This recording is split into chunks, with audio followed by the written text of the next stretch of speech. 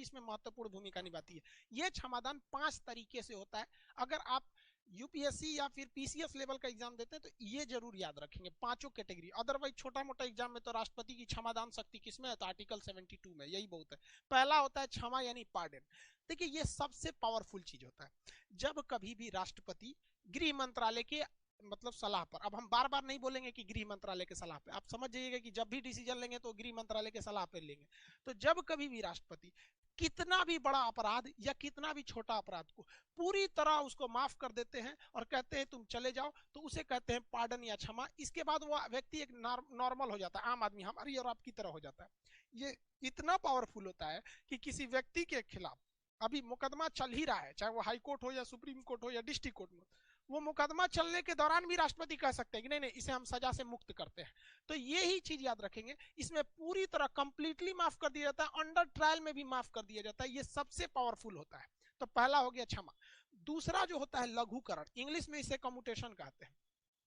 लघुकरण में क्या होता है कि सजा का जो नेचर होता है उसे बस बदला जाता है, लेकिन सजा की टाइमिंग को नहीं चेंज किया जाता है। इस बात को हमेशा ध्यान रखिएगा, इसमें केवल नेचर चेंज किया जाता है। जैसे किसी को 10 साल कठोर सजा है, कठोर सजा का मतलब जेल में आपसे कठोर काम करवाया जाएगा।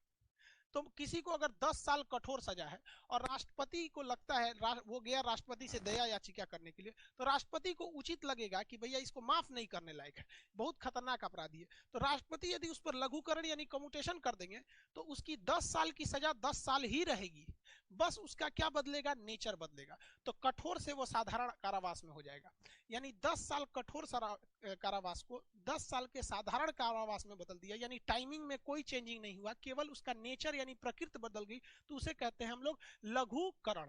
अब इसी लघुकरण का एक दूसरा रूप होता है, उसे हम लोग कहते हैं परिहार। देखिए परिहार जो है ये लघुकरण की तरह मिलेगा, इसमें थोड़ा कंफ्यूज मत हो जाए, इसे कहते हैं रिमिशन। इसमें क्या होता है, ठीक इसका उल्टा हो गया, इसमें नेचर नहीं चेंज किया जाएगा, इसमें केवल टाइमिंग को घटा दिया जाएगा।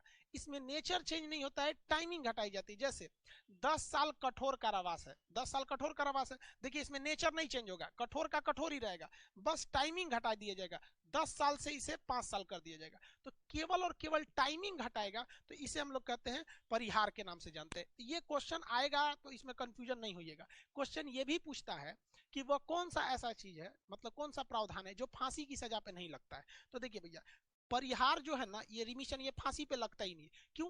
क्योंकि भैया नेचर चेंज नहीं होना है, यानी फांसी का फांसी ही रहेगा, केवल टाइम को घटाना है। तो क्या टाइम घटाएगा, नहीं, इसे आधा घंटा की जगह 20 मिनट फांसी दो। अरे भैया 20 मिनट दो तो 15 मिनट दो, टाइमिंग से क्या मतलब है, टांग दोगे मरबे करेगा वहां पे। तो ऐसा नहीं होता है। तो ये चीज याद रखेंगे, इसे फांसी की सजा पर कभी भी परिहार नहीं हो सकता है।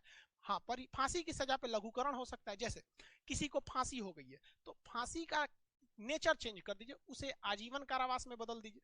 आजीवन कारावास में आप क्या कर सकते हैं, चेंज कर सकते हैं। तो वो क्या हो गया, एक तरह का लघुकरण हो गया, मतलब कैटेगरी चेंज करना, और इसमें केवल टाइमिंग चेंज करना। तो ये 3 समझ गए। अब चौथा और पांचवा समझते हैं। देखिए चौथा जो है वो है विराम। विराम को हम लोग रेस्पाइट्स कहते हैं। विराम कब लगाया जाता है, जब जेल में कोई कैदी है उसका हेल्थ खराब हो जाए, जैसे जेल के अंदर कोरोना हो जाए या उसे टाइफाइड हो जाए या बड़ी बीमारी हो जाए, तो उसकी सजा को कुछ समय के लिए रोक दिया जाता है और उसे नेचुरल मतलब जमानत टाइप में छोड़ दे सकते हैं, या फिर जेल में ही एक अलग से रखने की व्यवस्था कर सकते हैं। उसकी कैदी के नेचर पर डिपेंड करता है, ताकि जब वो स्वस्थ हो जाए तो उसे वापस जेल में लाया जाए। या फिर कोई प्रेग्नेंट महिला है उसके ऊपर भी विराम या रिस्पाइट लगा सकते हैं। जैसे शबनम केस में वो गर्भवती थी, जब वो जेल में थी तो उसे जेल मेनू के हिसाब से नहीं रखा जाता है। उसे क्या किया जाता है, एक मतलब जिस तरह से गर्भवती महिला को ध्यान रखा जाता है या एक मरीज को ध्यान रखा जाता है, तो उसमें किया जाता है। तो स्वास्थ्य आधार पर हम लोग विराम को लगाते हैं। अब पांचवा नंबर आता है, ये सारा का सारा चीज अनुच्छेद 72 में ही है, याद रखिएगा, आर्टिकल 72। अब आता है प्रविलंबन। अभी तो यही राष्ट्रपति ने लगाया है फांसी पर, इसे रिप्राइव कहते हैं। अभी देखिए प्रविलंबन में क्या होता है, ये स्पेशली फांसी के लिए ही आता है। जब कभी भी सुप्रीम कोर्ट फांसी की सजा सुनाती है तो उसको रोकने के लिए, लेकिन परमानेंट नहीं रोकना है, टेम्पोररी रोकना है। तो टेम्पोररी रोकने के लिए यानी सुप्रीम कोर्ट के फैसले पर स्टे लगाने के लिए राष्ट्रपति प्रविलंबन का प्रयोग कर देते हैं। जैसे सुप्रीम कोर्ट ने कहा कि किसी व्यक्ति को कह दिया आप निपटा के आएंगे या फिर काम हम निपटा के आएंगे, फिर हम इसकी फाइल देखेंगे, फिर हम कहेंगे कि इसे माफ किया जाता है या नहीं। और जब हम कह देंगे नहीं, इसे नहीं माफ करते हैं, जैसे अभी के इसके फांसी की सजा पर अभी भी रोक है, जो शबनम है उसे कहाँ फांसी दिया गया, हाँ कंफर्म है कि फांसी देना है, लेकिन उस पर रोक लगा हुआ है, किसी को हम कहेंगे कि इसे माफ किया जाता है या नहीं, और जब हम कह देंगे नहीं इसे नहीं माफ करते हैं, जैसे अभी के इसके फांसी की सजा पर अभी भी रोक है, जो शबनम है उसे कहाँ फांसी दिया गया, हाँ कंफर्म है कि फांसी देना है, लेकिन उस पर रोक लगा हुआ है, किसी को